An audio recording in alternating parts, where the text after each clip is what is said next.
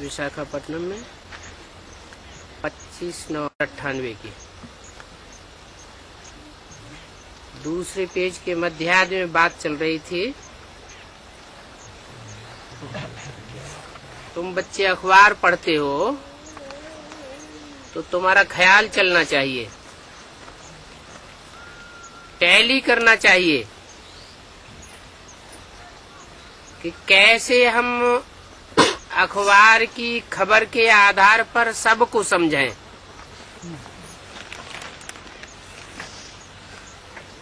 तुम ये भी जानते हो कि कैसे बी के दुकान संभाल रहे हैं,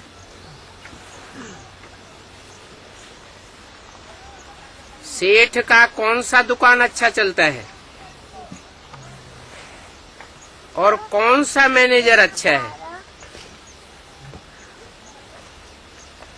ये बात तो गुड़ जाने, गुड़ की गोथरी जाने। नंबरवार तुम बच्चे भी जानते हो।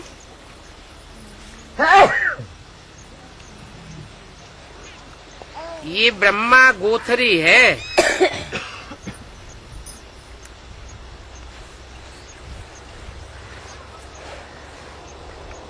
बड़ी रमणीक बातें हैं। रुद्र ज्ञान यज्ञ के लिए लिखा हुआ है, इससे विनाश ज्वाला निकली।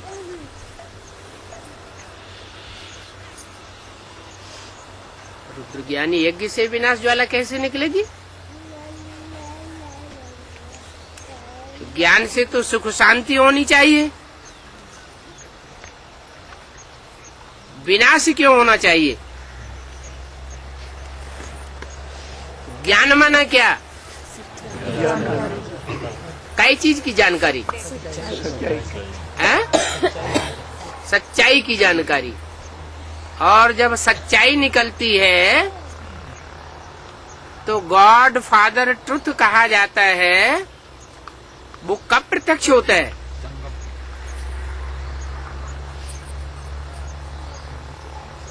सतयुग में तो प्रत्यक्ष होता नहीं, त्रेता में नहीं, द्वापर में नहीं, कब? कलह कलेश के युग में जब सारी दुनिया झूठ खंड बन जाती है तो सत्य का ज्ञान प्रत्यक्ष होता है। तो रिजल्ट क्या होगा? सारी दुनिया झूठ होगी। झूठ माना अज्ञान, चारों ओर अज्ञानता ही अज्ञानता। और सत्य का प्रकाश प्रत्यक्ष होने लगे तो अंधकार और रोशनी में झगड़ा होगा या नहीं होगा? सारे ही झूठ है। उन झूठों में मुट्ठी भर बच्चे ऐसे निकलते हैं जो द्वैतवादी युग की शुरुआत से ही झूठ खंड बनाने वालों और उनके फॉलोअर्स से टकराते रहते हैं।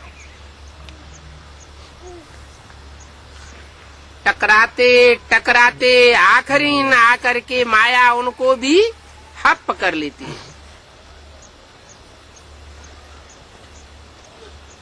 और उसी टाइम वो गॉड फादर ट्रुथ प्रत्यक्ष हो जाता है। उन बच्चों में जो असत्य से टकराते रहे,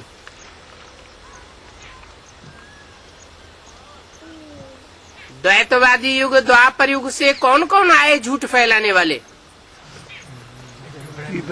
जिन्होंने द्वैत फैला दिया। सत्य होता है एक और झूठ होता है अनेक। सत्य एक बाप है और झूठ है अनेक धर्म पिताएं। तो धर्म पिताओं ने आकर के, मनुष्य गुरुओं ने आकर के जो अनेक प्रकार का झूठ फैलाया, उस झूठ के सामने जो आदि से अंत तक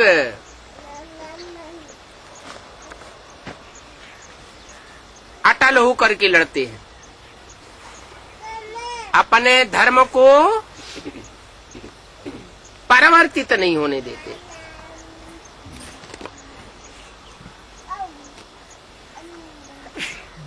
नहीं तो हिंदू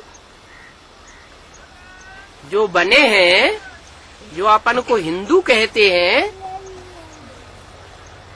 वो सब धर्मों में कन्वर्ट होते रहे। इब्राहिम आए, इस्लाम धर्म में कन्वर्ट हो गए। क्राइस्ट आए, क्रिश्चियन धर्म में कन्वर्ट हो गए। तो जो कन्वर्ट होने वाले हैं उनको सत्य कहें या झूठ कहें?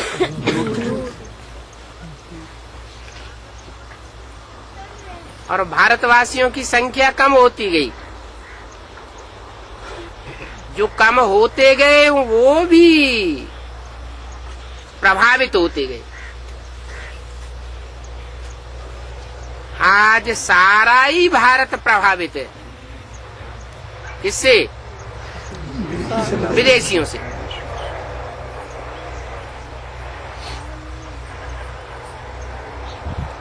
तो झूठ खंड फैलाने वालों ने झूठ खंड बनाया। अंत में आकर के सारी दुनिया झूठी बन जाती है।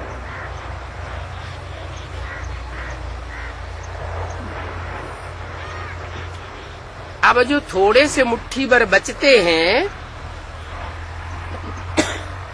उनसे तो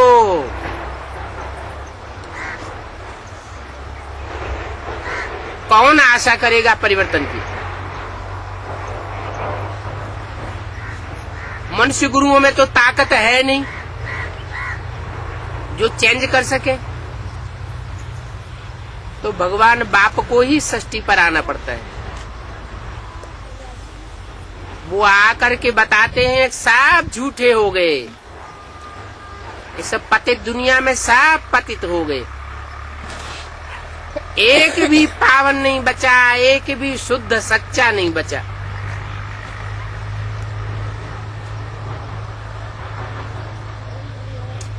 आज से 70 साल पहले सिंध हैदराबाद में स्थापना हुई थी और उस स्थापना में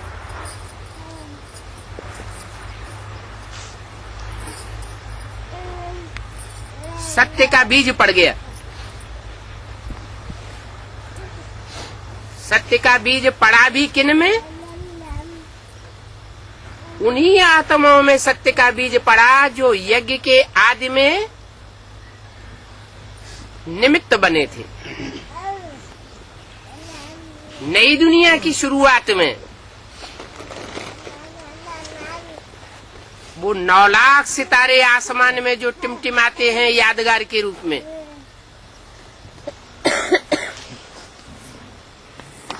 वो यादगार बनाने वाले धरती के चैतन्य सितारे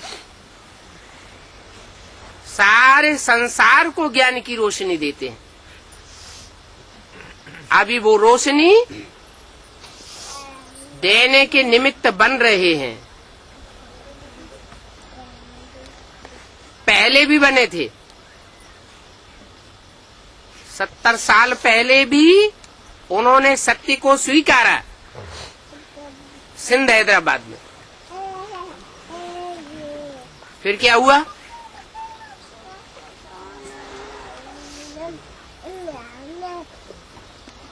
सत्य प्रत्यक्ष क्यों नहीं हुआ?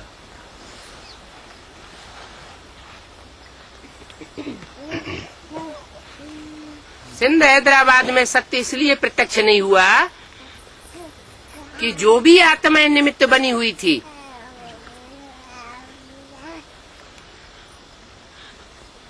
उनमें से ज्यादा परसेंटेज की आत्माएं दूसरे धर्मों में कन्वर्ट होकर के आई हुई थी। कन्वर्ट हुए बच्चों को ही परमात्मा बाप ने इकट्ठा किया साक्षात्कार के आधार पर, क्योंकि शुरुआत में ज्ञान तो नहीं दिया जा सकता। साक्षात्कार के आधार पर आत्माएं खिंची।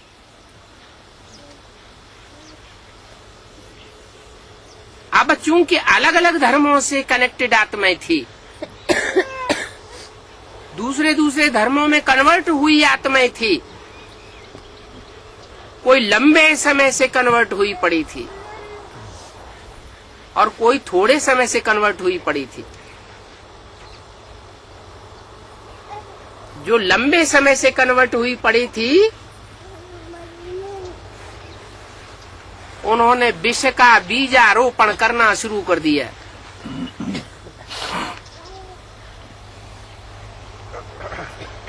ईश्वरीय ज्ञान में भी उनको झूठ पहले पहले दिखाई पड़ता है।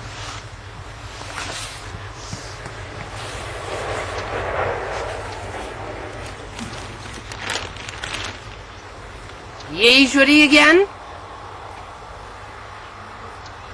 उन आत्माओं की बुद्धि में ज्यादा जल्दी बैठता है और लंबे समय तक बैठता है, जो कभी कन्वर्ट नहीं होती। सिर्फ लास्ट जन्म में आकर के थोड़ी प्रभावित होती है, क्योंकि माया किसी को छोड़ती नहीं है। फिर जब उन आत्माओं को अचानक ईश्वरीय राह मिल जाती है,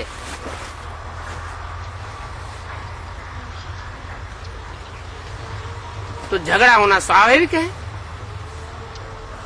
यज्ञ के आदि में भी झगड़ा हुआ था। स्थापना के साथ साथ यज्ञ कुंड से विनाश ज्वाला प्रज्वलित हुई और उनमें जो 10-5% सच्चे थे,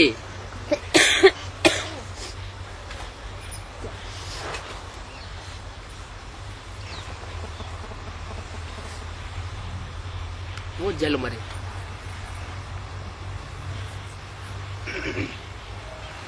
लोप हो गए। हुजूम ने उनका मुकाबला किया।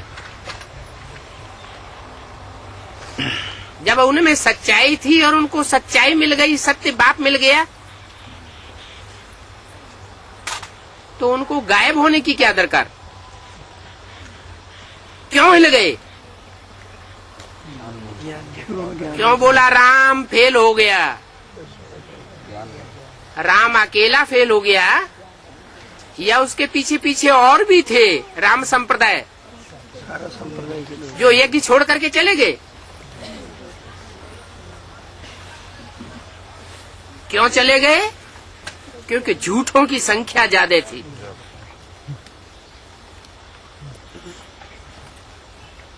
सत्य को न पहचानने वालों की संख्या ज्यादा थी, संशय बुद्धि बनने वालों की संख्या ज्यादा थी।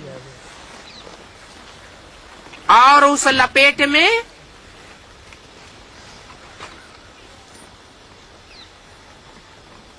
चंद्रवंशियों को भी ले लिया।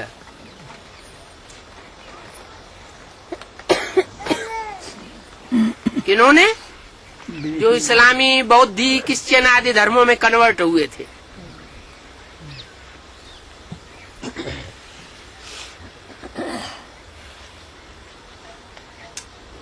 ज्ञान चंद्रमा ब्रह्मा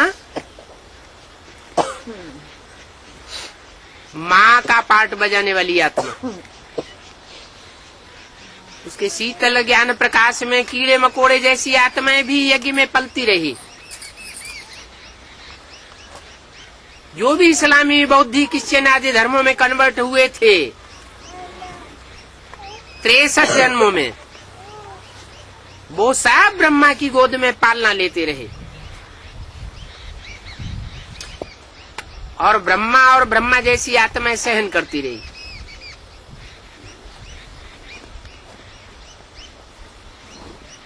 किस आधार पर? वो क्यों सहन करती रही और सूर्यवंशी क्यों चले गए? वो माँ का पार्ट था ब्रह्मा। हाँ, माताओं में भावना होती है, तो भावना के आधार पर दिल ने एक बार जिसको दे दिया भारत माता ने, तो दे दिया। उनको साक्षात्कार हुआ था, प्रैक्टिकल अनुभव हुआ था, बल साक्षात्कार का अर्थ उन्होंने नहीं जाना।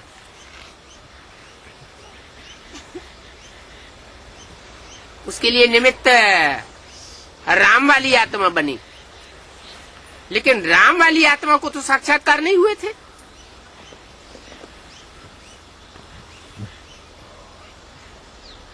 और साक्षात्कार हुए भी होते तो वो बुद्धि वाली आत्माएं, बुद्धिवादी आत्माएं, एक होते हैं बुद्धिवादी और एक होते हैं दिल वाले, भावनावादी। तो बुद्धिवादी आत्माएं मानने वाली नहीं थी, तो छोड़ के चली गई।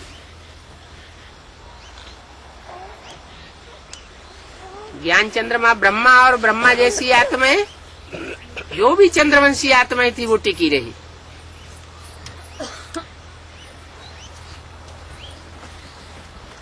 यज्ञ के आदि में भक्ति भावना थी, ज्ञान नहीं था, या यूं कहें कि अधूरा ज्ञान था। वो अधूरा ज्ञान होने के कारण वो सूर्यवंशी आत्मा नहीं टिक सकी। लंबे समय तक ये संघर्ष चलता रहा। ब्रह्मा जैसी आत्माएं सहन करती रही और सहन करते करते आखिरी उन आतताई कन्वर्ट होने वाले बच्चों ने मां की जान ही ले ली। ब्रह्मा सरस्वती जैसी आत्माओं के जाने के बाद उनके जो भी असली फॉलोअर्स थे वो भी चले गए।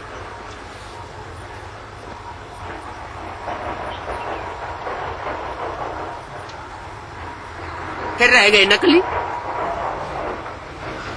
ब्रह्मा के शरीर छोड़ने के बाद, मम्मा के शरीर छोड़ने के बाद उन नकली के हाथ में सत्ता आ गई यज्ञ की।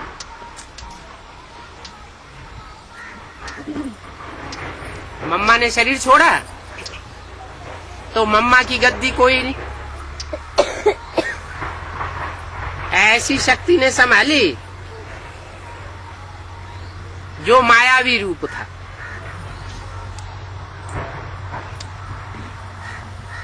और ब्रह्मा बाबा की शरीर छोड़ने के बाद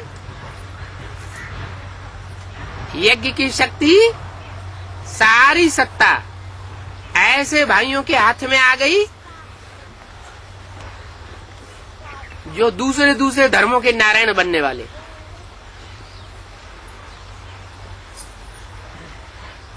लेकिन उसी बीच यज्ञ के आदि में शरीर छोड़ने वाले वो सूर्यवंशी, जिन्हें हीरों की क्षमा कहा गया। 9 तरह के रत्न होते हैं, उन 9 प्रकार के रत्नों को 9 धर्मों से टैली किया जा सकता है। वो आदि वाले सूर्यवंशी ब्रह्मा के शरीर छोड़ने के बाद ही यज्ञ में आ जाते हैं।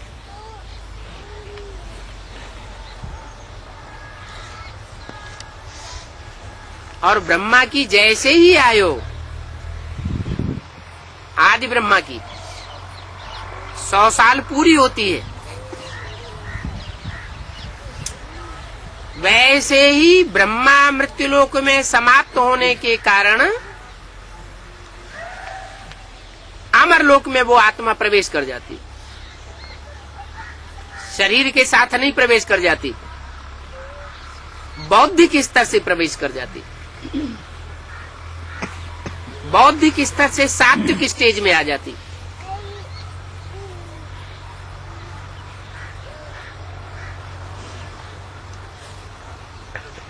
क्लैरिफिकेशन मिल जाता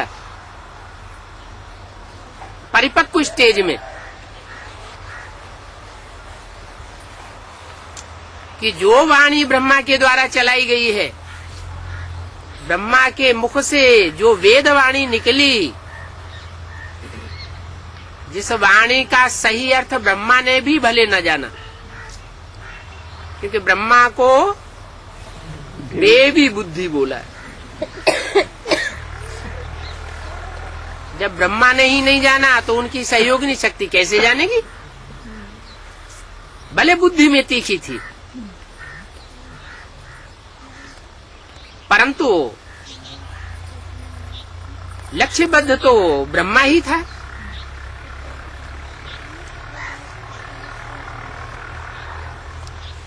तो यज्ञ की वो आदि वाली आत्मा जो बौद्धिक थी, बुद्धिवादी थी, उसको बुद्धि का भोजन मिल जाता है। सुप्रीम सोल जिसने ब्रह्म के द्वारा वेदवाणी निकाली, वही सुप्रीम सोल उस वेदवाणी के अर्थ भी करता है दूसरी मूर्ति के द्वारा। अर्थ क्लियर होते हैं, लेकिन समझ में किसको आते हैं? पहले कौन समझेंगे? सूर्यवंशी। वही सूर्यवंशी बच्चे जो यज्ञ के आदि में बिछुड़ गए थे।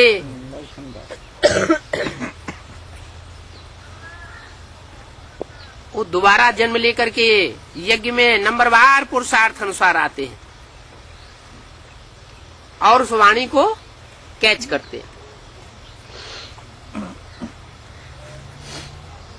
जिसे बाद में कहा जाता है एडवांस पार्टी। ये रुद्र ज्ञान यज्ञ की शुरुआत हो जाती है। ऐसे तो फाउंडेशन यज्ञ के आदि में भी पड़ चुका था, लेकिन सिर्फ नाम मात्र, बीज मात्र, कि कृष्ण की आत्मा दादा लेखराज ब्रह्मा बनेंगे, इनको ब्रह्मा सो विष्णु के रूप में प्रत्यक्ष होना है और इस दुनिया का विनाश होने वाला है।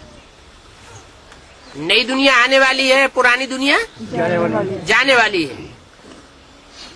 अब ये कलयुग अंत होने वाला है, सतयुग आने वाला है। ये बीज में फाउंडेशन पड़ गया, लेकिन बीज का ज्ञान तो बीज में ही हो सकता है।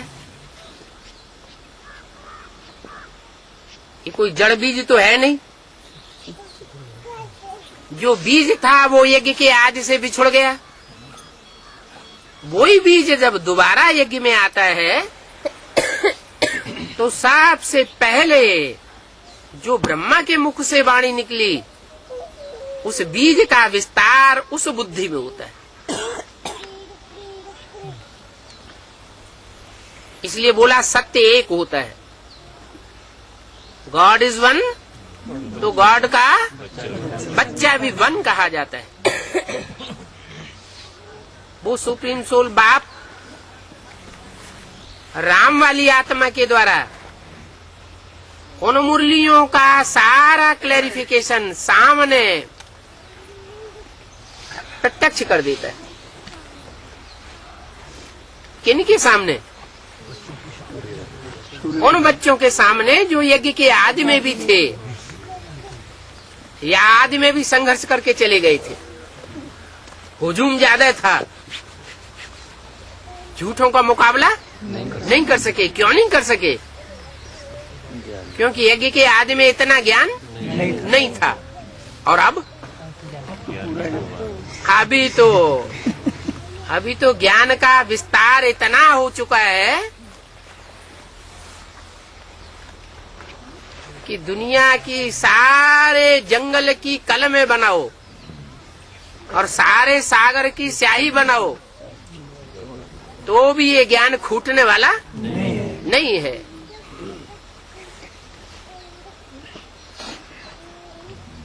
इतना विस्तार को पाया हुआ ज्ञान अब मनुष्यों की लिखी हुई किताबों के सीमित ज्ञान और ईश्वरीय ज्ञान, इसमें रात दिन का फर्क है, जमीन आसमान का फर्क है। वो विद्वान आचार्य तो पुस्तकें कंसल्ट करके तब कोई बात का जवाब देंगे, और ईश्वर के बच्चे जिनकी बुद्धि में ये ईश्वरीय ज्ञान बैठा हुआ है, उन्हें कोई पुस्तक कंसल्ट करने की दरकार नहीं है। हर बात का जवाब तुरंत मौजूद हो जाता है।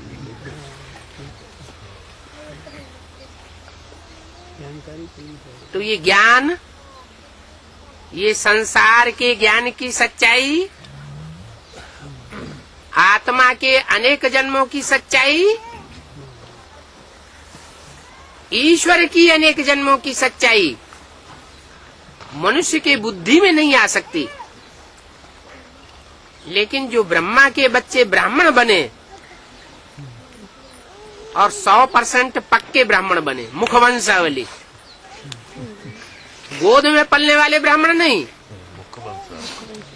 मुख से उन्होंने जो नॉलेज सुनी, उस नॉलेज के आधार पर अपने और पराये जीवन को कन्वर्ट करने वाले,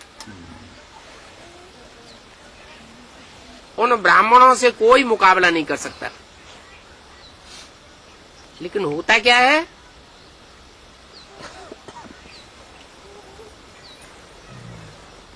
तीन प्रकार की दुनिया तैयार हो जाती है। एक तो 500-700 करोड़ की जो दुनिया है, और उस दुनिया के जो धर्मगुरु और राजनेताएं हैं, वो तो सारी दुनिया की नजरों में है ही। लेकिन दादा लेखराज ब्रह्मा के द्वारा जो दुनिया तैयार की गई 33 वर्षों में, वो आधारमूर्त दुनिया भी कोई कम नहीं है। वो भी फाउंडेशन बड़ा तगड़ा है। लेकिन क्योंकि वो विधर्मियों के प्रभाव में आ गए,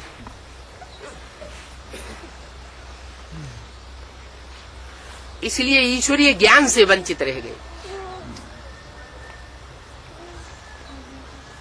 उनकी बुद्धि विदेशियों से प्रभावित हो गई। जैसे लोग घर परिवार में आज की दुनिया में माताएं अपने बच्चों से प्रभावित हो जाती हैं, तो बाप एक किनारे हो जाता है। जैसा बच्चे समझा देते हैं, बुद्धि में डाल देते हैं, वैसा ही माता की बुद्धि में बैठ जाता है, मोह के कारण। ऐसे ही इस यज्ञ में जो विदेशी आत्माएं घुसी हुई थी, उन्होंने यज्ञ की सत्ता मम्मा बाबा के जाने के बाद संभाल ली, और ब्रह्मा जैसी आत्माओं के जो भी फॉलोअर्स थे, पक्के, हिलने वाले नहीं, भावना के आधार पर, वो आज भी विजयमाला के रूप में जहां तहां कहीं न कहीं मौजूद हैं। जब टाइम आएगा तो वो निकल पड़ेंगे।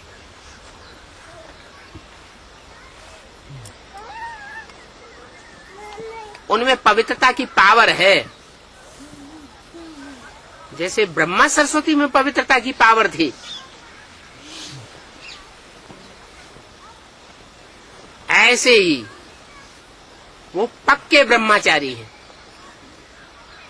लेकिन ज्ञान बुद्धि में नहीं है।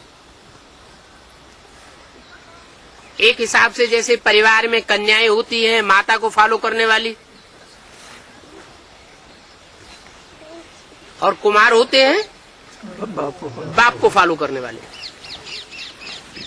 ऐसे ही सब ब्राह्मणों की दुनिया में भी हुआ।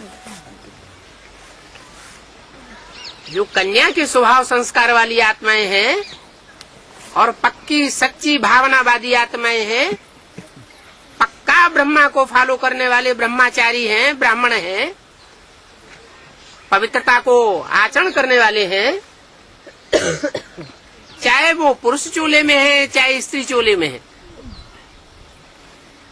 लेकिन यज्ञ में अभी भी सहन कर रहे हैं।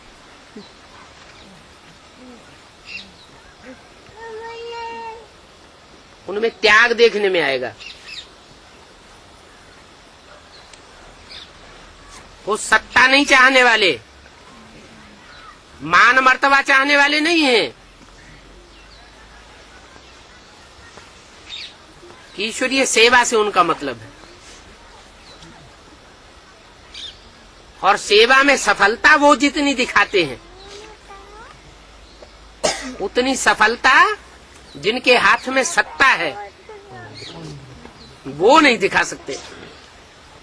भले लाखों करोड़ों पैसा इकट्ठा करके बर्बाद कर देंगे बड़े बड़े प्रोग्राम्स में, लेकिन रिजल्ट उतना नहीं दिखा सकते। कैसा रिजल्ट?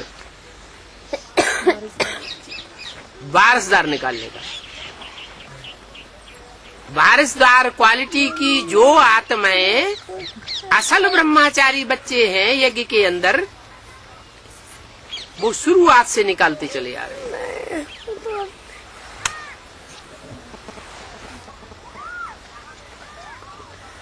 उनको अभी ज्ञान का तंत्र नहीं मिला है,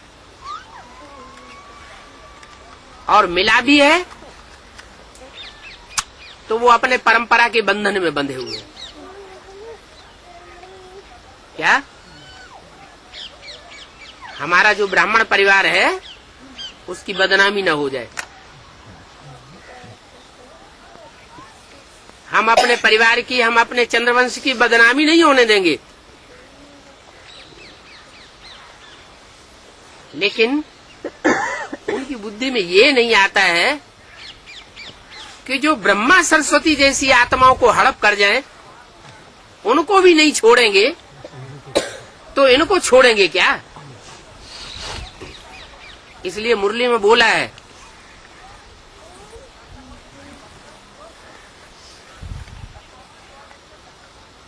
ऐसा भी अंत में होगा कि जब क्रोध में आवेंगे तो सारे कपड़े उतार करके नंगा करके बाहर निकाल देंगे।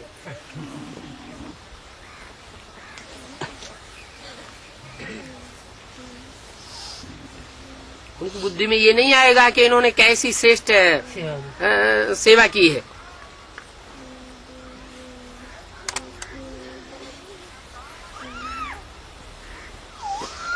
होना तो है। विनाश ज्वाला रुद्र यज्ञ कुंड से प्रकट हुई। वो कब प्रकट हुई? तब प्रकट होती है कि जो असली असली ब्रह्मचारी हैं उनका जब अपमान होता है,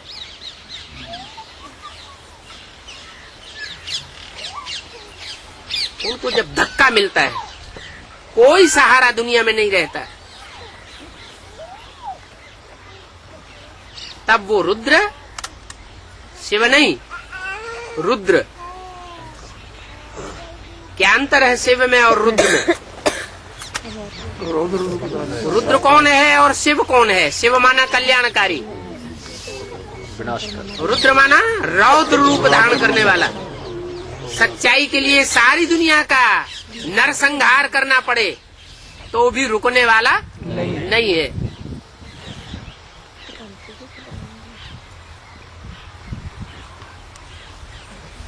जो सत्य है वो पवित्र भी है, जो पवित्रता है वो सत्यता भी है।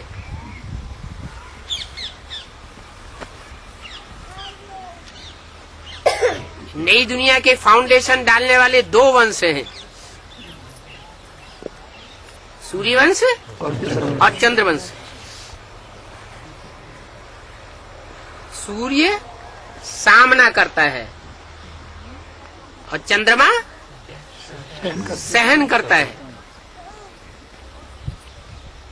क्योंकि चंद्रमा भी पृथ्वी का हिस्सा है, उपग्रह है। किसका? पृथ्वी का उपग्रह है। जैसे धरणी माता सहनशील होती है, ऐसे ही वो धरणी माता का टुकड़ा जिगर का वो भी अति का सहनशील है।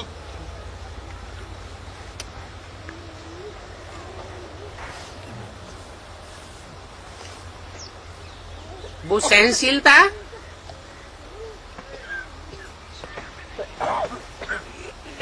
भारत माता को रिप्रेजेंट करती है। जो बोला है भारत माता शिव शक्ति अवतार अंत का, यही नारा है। दूसरे देश और दूसरे देशों के वासी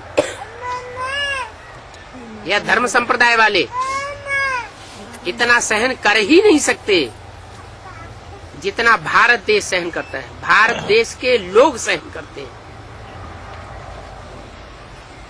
वहीं पाकिस्तान है बाजू में और वहीं हिंदुस्तान है। मिलिट्री शासन कहाँ चलता है? और इतना सहन करने के बावजूद भी यहाँ कितनी भाषाएं हैं। भाषाओं के आधार पर यहाँ कितना झगड़ा है, कितने स्टेट्स हैं। राज्यवाद के आधार पर कितना झगड़ा है, कितनी जातियां हैं। मुसलमानों में तो सिर्फ एक ही मुसलमान। कौन से धर्म के हो? मुसलमान। हिंदुओं में अनेक जातियां, और या जातिवाद के आधार पर कितनी पार्टियां बनी हुई है।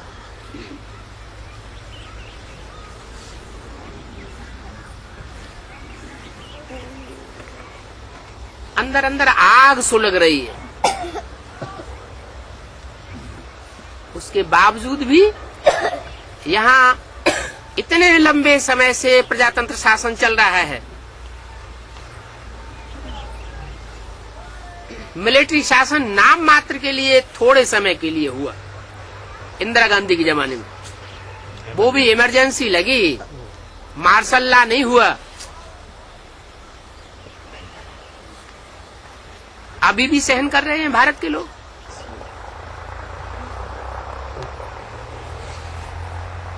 ये शूटिंग कब होती है? वही बीज रूप आत्माएं जो विजयमाला के मणके बनते हैं, वो अभी भी सहन कर रहे हैं। इसलिए अव्यक्तवाणी में बोला है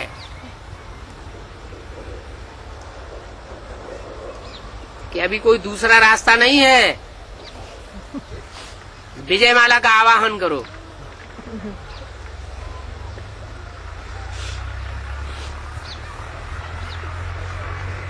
वो आत्माएं समर्थ बन जाएंगी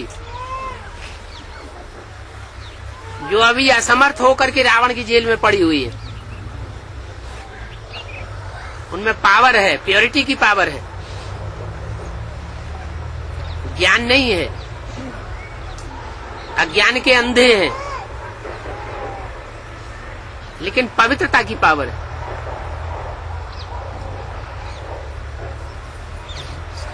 जिनको ज्ञान मिला हुआ है वो इम्प्योरिटी के लंगड़े हैं, नंबरवार है।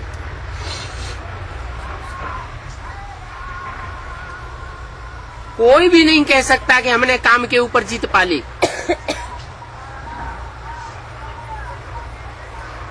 और वो विजयमाला की वो आत्माएं हैं जो जन्म जन्मांतर की पवित्रता को धारण करने वाली है।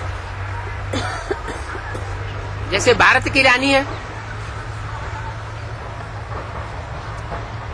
एक बार नहीं सैकड़ों बार जौहर किया होगा।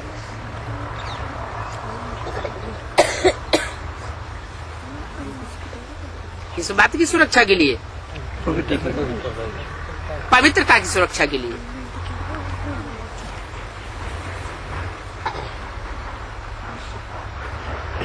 उनके लिए कोई बड़ी बात नहीं है पवित्रता को धारण करना,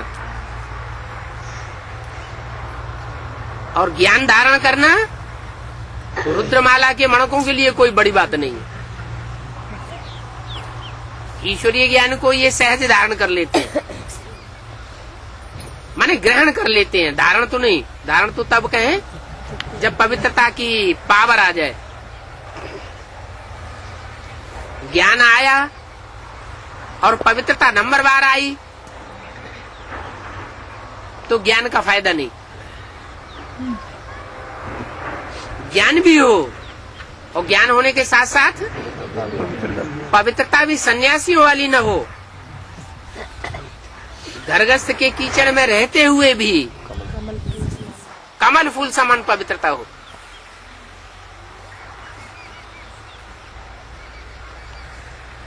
नंबरवार है विजयमाला में भी, नंबरवार है रुद्रमाला में भी।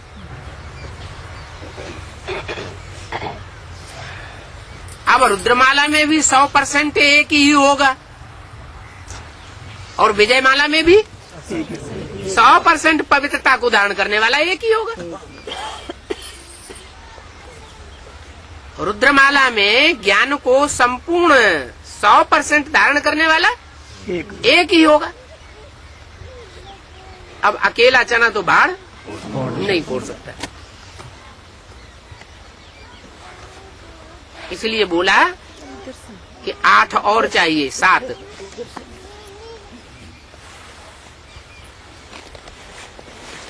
जो धर्मराज की सजाएं नहीं खाते,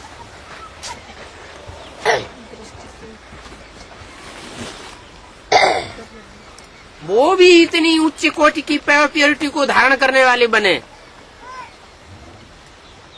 कि बाप समान स्टेज को पाले। तो उस प्योरिटी से जो यूनिटी बनेगी, उस यूनिटी से फाउंडेशन पक्का पड़ जाता है नई दुनिया के संगठन का। इसलिए बोला कि एक भी पावरफुल संगठन तैयार होने पर एक दूसरे संगठन को खींचते हुए अंत में 108 की माला का संगठन प्रत्यक्ष हो जाएगा। और जब ये माला रूपी संगठन प्रत्यक्ष हो जाएगा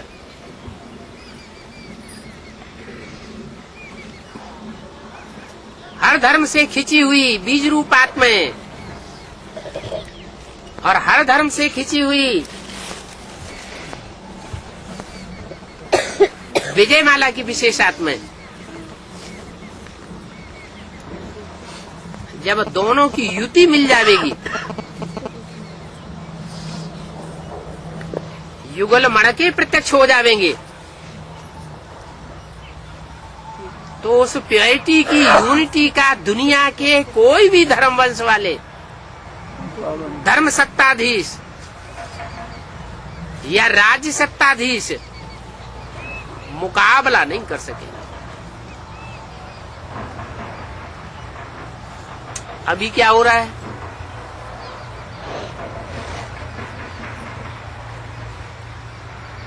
अभी जड़ों पर बैठे हुए जो आधार मूर्त हैं, दूसरे दूसरे धर्मों वाले, वो दुनियावी लोगों से, दुनियावी धर्मगुरुओं से, दुनियावी सत्ताधीशों से मिक्स होकर के एक होते जा रहे हैं। क्या बीके में जो आधार मूर्त हैं दूसरे दूसरे धर्मों के, वो बड़े बड़े धर्म सत्ताधीशों से मिलकर के एक हो रहे हैं और राज्य सत्ताधीशों से भी मिलकर के एक हो रहे हैं।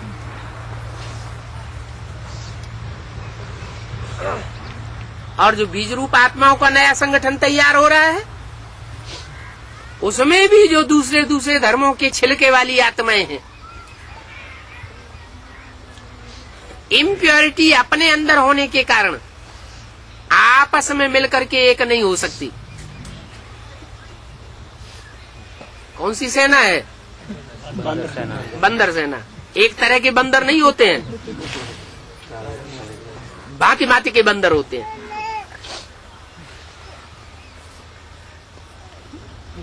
ये अपनी कमजोरी को छुपाने के लिए, जो इम्प्योरिटी की कमजोरी है उसको छुपाने के लिए ये सच्चा पोता मेल नहीं देंगे। क्या करेंगे? उन आधार मूर्तों से मिलकर के एक हो जाएंगे। किन आधार मूर्तों से? जो दुनियावी धर्म गुरुओं से, धर्म सत्ताधीशों से और राज्य सत्ताधीशों से मिलकर के एक होते जा रहे हैं। सारी भक्ति मार्ग की परंपराएं अपनाते जा रहे हैं। तो बीज रूप आत्माओं में 90% तबक्का जो दूसरे धर्मों से प्रभावित है, वो आधार मूर्तों से मिलकर के एक हो जाए। और आधार मूर्त दुनिया वालों से मिलकर के धर्म सत्ताधीशों से, राज सत्ताधीशों से मिलकर के एक हुए पड़े होते जा रहे हैं। अब कितने % रह गए सच्चे? 10% सच्चे बचेंगे। वो जो 10% सच्चे बचेंगे,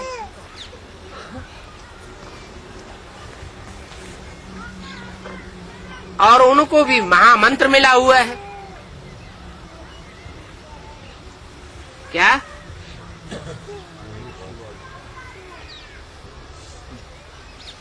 बाहुबल से विनाश होगा और योग बल से स्थापना होगी। योग बल कहो, प्रीति बल कहो, प्योरिटी का बल कहो,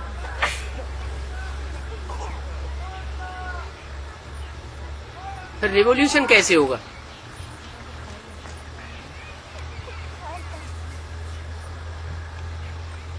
ये तो सच्चे पांडव हो गए, ये लड़ाई लड़ेंगे नहीं।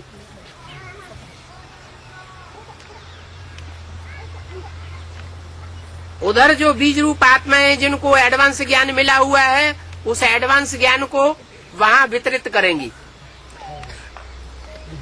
अपनी बुद्धि के आधार पर मिक्सचरिटी करके, अपनी कमजोरी को छुपाने के लिए।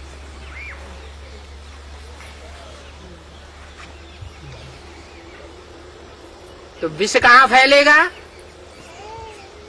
और निर्विष कौन होकर के रहेंगे? जो 90% है उनमें विष फैलता चला जाएगा।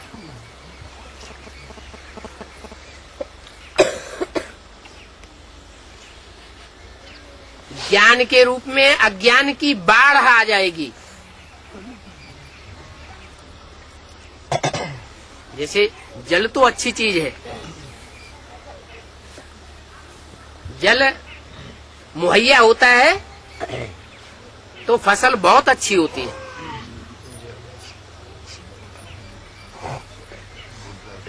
खेत बगीचे बाग सरसब्ज हो जाते हैं। अगर वही जल की अति हो जाए और उसमें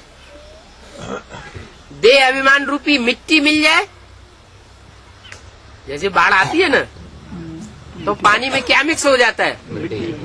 देह अभिमानी की मिट्टी मिक्स हो जाती है। तो 90% में वो बाढ़ आएगी। काहे की? देह अभिमान की मिट्टी मिली हुई अज्ञान की बाढ़ आ जाएगी। उस बाढ़ में वो 90% आपस में ही इम्प्योरिटी के आधार पर डूब मरेंगे। 10% बचेंगे। उनमें भी नंबरवार हैं, एक जैसे नहीं है।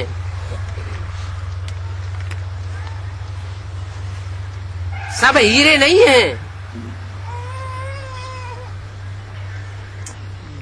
कोई माणिक हैं, कोई मोती हैं, कोई पन्ने हैं, कोई पुखराज हैं। तो टोटल जनसंख्या कितनी बचती है? 4.5 लाख।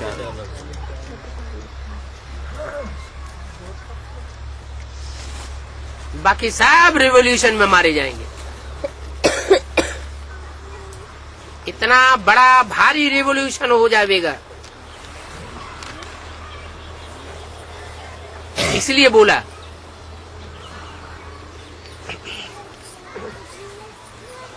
विनाश ज्वाला रुद्र ज्ञान यज्ञ कुंड से निकली और सारी दुनिया को चपेट में लेके बैठ गई।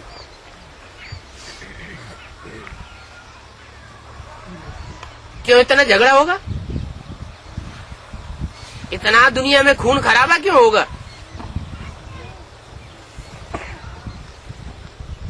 क्योंकि ये जितने भी मंदिर, मस्जिद, गिरजाघर, गुरुद्वारे हैं वो सब टूटने लग पड़ेंगे। अंधश्रद्धा के आधार पर चल रहे हैं। श्रद्धा विश्वास के आधार पर नहीं चल रहे हैं। इनके जो गुरु लोग हैं चलाने वाले, वो अंधश्रद्धा फैला रहे हैं। वो अंधश्रद्धा का हनन होगा, अज्ञानता का नाश होगा। सारे मंदिर, मस्जिद, गिरजाघर, गुरुद्वारे टूट करके एक ही बड़ा मंदिर दुनिया में रह जाएगा, जहां सारी दुनिया की नजर टिकी हुई होगी। उसे हेवन कहें, जन्नत कहें,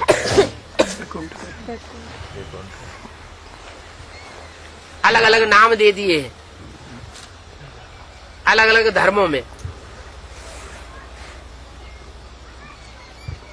हिंदुओं में उसे बैकुंठ कहते हैं। उसके भी दो रूप हैं, एक शांति का पुंज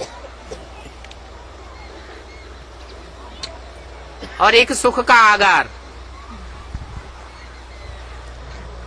सुखधाम और शांति धाम।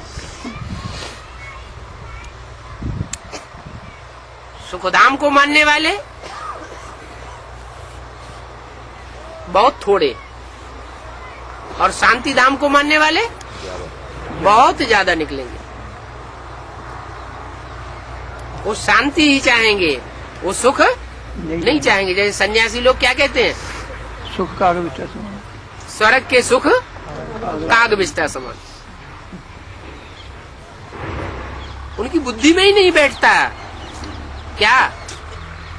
कि स्वर्ग का सुख नहीं, कि देवी देवताएं इकट्ठे रह करके सुख भोगते हैं। वो इस बात को मान नहीं सकते।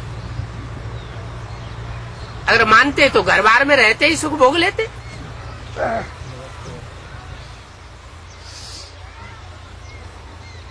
ये सब सन्यासी है,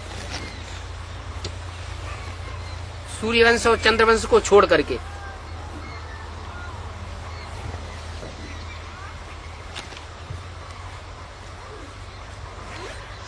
इस्लामी, बौद्धि, क्रिश्चियन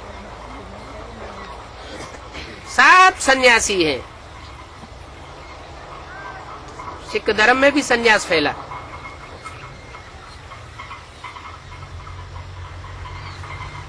जो पवित्रता की बात है, जो परमात्मा बाप आकर के पढ़ाते हैं कि स्त्री पुरुष साथ में रह करके पवित्र रह करके दिखावे।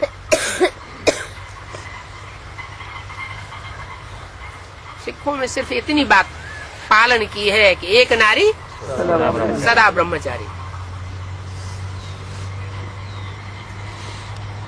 बाकी नारी का भी भ्रष्ट इंद्रियों के आधार पर त्याग करना, ये बात उनकी बुद्धि में बैठती नहीं है जल्दी। लास्ट में उनकी बुद्धि में भी बैठेगी, क्योंकि फिर भी प्रवृत्ति मार्ग का धर्म है। प्रवृत्ति का पोषण करने वाले रहे हैं। तो चाहे बौद्धि हो, चाहे सन्यासी तो सन्यासी है ही, चाहे सिख धर्म हो, सब सन्यासी है।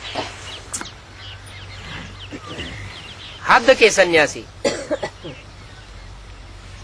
बाप आकर के हमको ऐसा बेहद का सन्यास सिखाते हैं कि सारी दुनिया में आग लगेगी, विस्फोट होगा, लेकिन हमारे ऊपर कोई असर पड़ने वाला नहीं है। इसलिए बोला कि रुद्र ज्ञान यज्ञ के लिए लिखा हुआ है कि इससे विनाश ज्वाला निकली।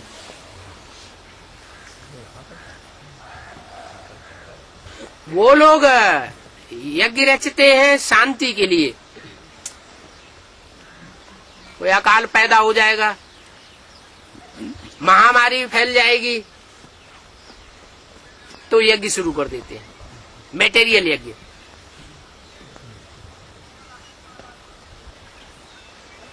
इसकी शूटिंग कहाँ होती है? यज्ञ में हो रही है। ब्राह्मणों की दुनिया में ही जो आधार मूर्त है उनमें ये शूटिंग होती है। चंदा इकट्ठा करेंगे, यज्ञ करेंगे, मेटेरियल यज्ञ करेंगे। किस लिए करेंगे? शांति हो जाए।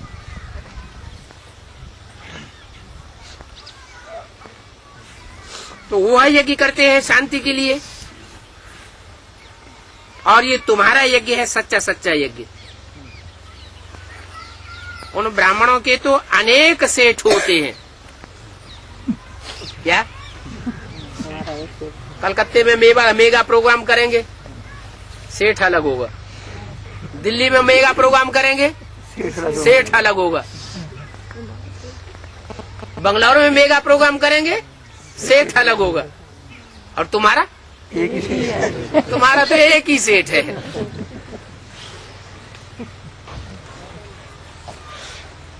वो है बाप,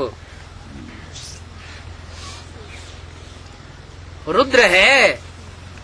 तुम्हारे सेठ का नाम क्या है? रुद्र ज्ञान यज्ञ रचने वाला। आदि में भी रौद्र रूप धारण किया था। क्या आदि में भी किया। जब रौद्र रूप धारण किया था तो ब्रह्मा बाबा छोड़ करके कराची में जाकर के अपने बंगला में जाकर के बैठ गए, अकेले चले गए थे। बाद में हिंदुस्तान पाकिस्तान का जब बंटवारा हुआ और जो कन्याएं माताएं बंदिश में आ गई थी झगड़े के कारण, कोर्ट कचहरी हुआ था ना, तो जो बंदिश में आ गई थी उनको स्वतंत्रता मिल गई। कब?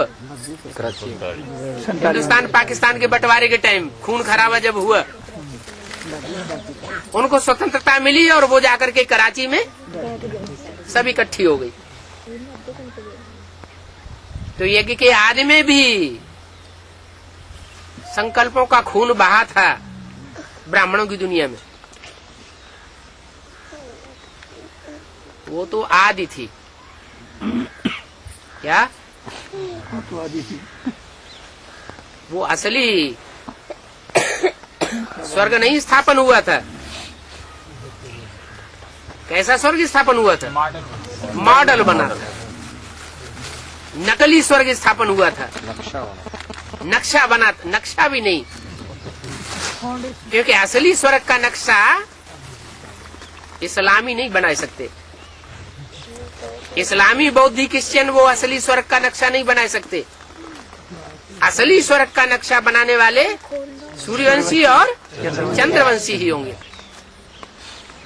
जिनके द्वारा नई दुनिया का असली फाउंडेशन पड़ेगा, जो बैठ करके उस दुनिया में राज्य करेंगे। और बाकी बीज रूप होंगे, दूसरे धर्म के छिलके वाले होंगे, लेकिन वो सब दास दासी बन करके रहेंगे, कंट्रोलर बन करके नहीं रह सकते। तो तुम्हारा बाप रुद्र है, रुद्र बाप कहो,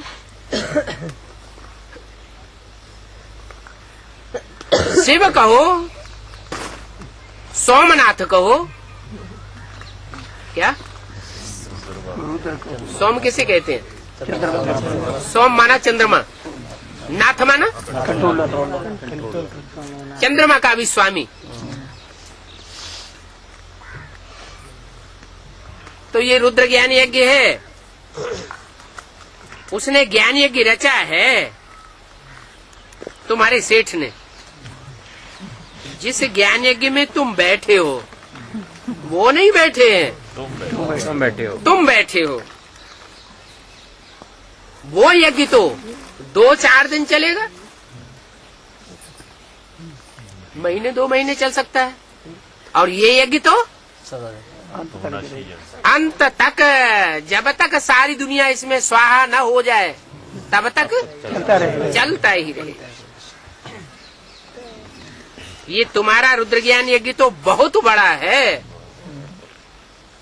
इतना बड़ा रुद्र ज्ञान यज्ञ, और इतने ज्यादा इसमें हिस्सा लेने वाले कोई और यज्ञ में होते ही नहीं।